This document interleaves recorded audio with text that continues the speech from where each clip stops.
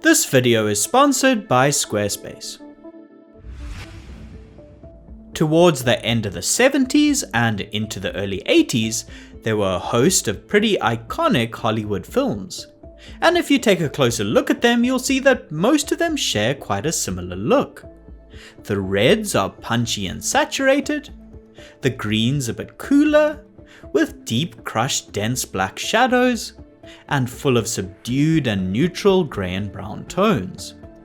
While of course much of this was the product of what palette and lighting was in front of the camera, another factor they all had in common was that they were shot on the same 35mm film stock, Kodak Eastman's 52-47 100T II.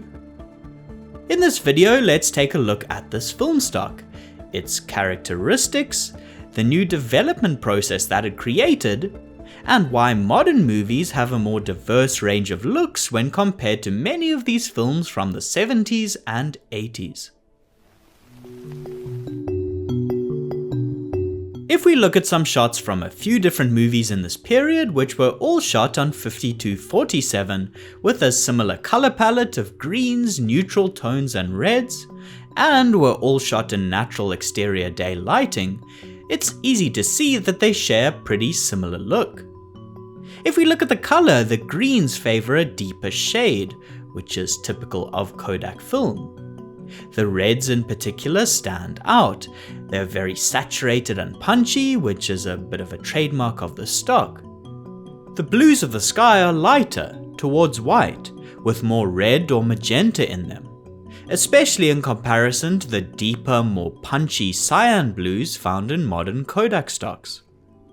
In fact, overall it has a bit of a trend towards reds, yellows, and more neutral pastel colors, with tungsten-lit skin tones often getting a bit of a bronzed redness to them. If we look at a vector scope, we see this. This line represents a good color skin tone. The modern Vision 3 stock lands on this line. However, the older 52-47 line goes a bit more to the right, into a reddish hue. This older film also has less dynamic range than modern stocks do, meaning it resolves a smaller variance between the brightest part of the image and the darkest part. The 1970s film manages to keep detail in images with about 7 or 8 stops of light difference in brightness, while modern stocks like 52-19 have a dynamic range of around 14 stops. What this means is that often brighter skies will start to look white and more blown out, while shadows turn to blocks of pure black, compared to modern stocks that can hold and roll off strong highlights far better, while also maintaining visible detail in areas of shadow. The effect is that 52-47 has a high contrast look, with deep shadows and bright highlights.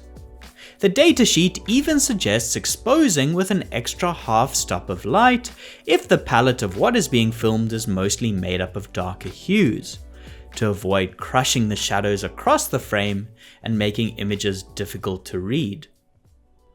Beyond the look of the film, what are some of its more technical characteristics that determined how 52-47 II was shot?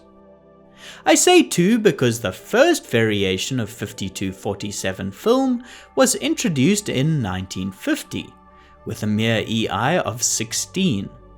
It was later discontinued, and then the label was brought back as 52-47 II in 1974. This film had an exposure index, or EI, of 100. You can think of this like ISO on digital cameras, an indication of how sensitive the film is to light. Each jump up in EI or ISO is represented by a stop, which means half the amount of light is needed to expose the image. So a 200 speed film absorbs 2 times more light than a 100 speed film. 400 EI absorbs 4 times more light, and 800 EI absorbs 8 times more light. Therefore, modern digital cinema cameras, which usually have EIs ranging from 800 up into the thousands, can shoot with much darker levels of light than this old film stock. Even Kodak's modern 5219 film stock is rated at 500 EI, which means it absorbs 5 times more light than 5247. What this meant was that cinematographers shooting inside studios or in darker interiors on 5247 would need to pump in much larger amounts of light to properly expose the image than by today's standards. A byproduct of low EI films is that they produce less noticeable film grain. So for the time, 5247 produced quite a clean looking image, even if it feels quite a lot more textured by today's technological standards, which have seen a decrease in film grain and video noise. Unlike digital cameras where you can precisely dial in your color balance, film stocks come with one of 2 different types of color balances, daylight or tungsten. Daylight stocks are designed to reproduce true natural looking color under sunlight, while tungsten films produce balanced color when lit by much warmer tungsten film lights. 5247 is a tungsten balanced film, meaning it should be shot under lights with a 3200 Kelvin color balance. When shot in these conditions, it has an EI of 100, as we discussed. However, if cinematographers wanted to shoot this film outdoors under natural sunlight, or using lights with a 5500 color balance, then it was recommended that they add an 85 filter in front of the lens. This orange filter would warm up and correct the color balance, however it would also decrease the exposure by around a stop. Therefore, when shooting with this filter, Kodak recommended exposing with an EI of 64. Which meant the film stock needed to be given even more light when shooting under a daylight source.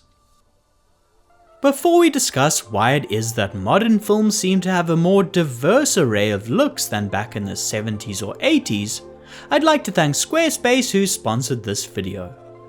Gone are the days where you need to employ someone with super advanced web design skills to build a site for you. Squarespace makes setting one up simple. It's easy to get started with a new guided system Squarespace blueprint, where you can select from custom curated layouts and styling options to build an online presence custom tailored to your liking. Then use their optimized SEO tools to get your portfolio seen. You can also integrate and connect your social accounts seamlessly to further promote your brand and get eyes onto your work. So head over to Squarespace to get started with their free trial, and when you're ready to launch, go to squarespace.com/indepthcine to save 10% off your first purchase of a website or domain. Film is able to record images by exposing it to light for a fraction of a second, then later running it through a series of chemicals that fix that look onto the film as a negative, which can later be turned into a positive image that can be viewed. These emulsions are very sensitive, so if they are taken out of their can and exposed directly to light for even a few seconds, they will turn completely black and will be impossible to record to. To avoid this happening, film needs to be handled completely in the dark, from when it's removed from the can, loaded into the magazine, removed from the magazine and developed. After development, the footage gets baked into the film and it can be viewed in the light for as long as you like. One of the reasons that 5247 is quite a pivotal moment in Kodak's history is because it introduced a new way of developing the film, called ECN-2, which is still used to this day. This updated the original ECN process, making it quicker to develop the film and more environmentally friendly. One thing that makes ECN-2 different to how 35mm stills photos are processed with C41 is due to how cinema film is shot. Stills cameras only need to take one photograph at a time, whereas to create motion, cinema cameras take 24 or more photographs every second. This meant the film needed to move through the camera faster, which in turn made it more prone to getting scratched as it flew through and came into contact with mechanical parts inside the camera. To solve this, an anti-halation remjet layer at the back of the film was introduced to protect it from getting scratched. ECN-2 has an additional 2 steps at the beginning of the development process designed to get rid of this protective layer before the film is then developed. Returning to the initial question of why many movies during this period in the late 70s and early 80s looked the same can be answered by because there were very limited options of what film stock cinematographers could shoot on. And those film stocks to a large degree determined how color was captured and represented. Cinematographers did have a few ways to control how the color turned out, but these tools were much more rudimentary and basic than what we're able to do today. After the film has been developed into a negative, it needs to be printed onto new film as a positive at the film lab. If they wanted to control the look or do color corrections, they could do this here with printer lights.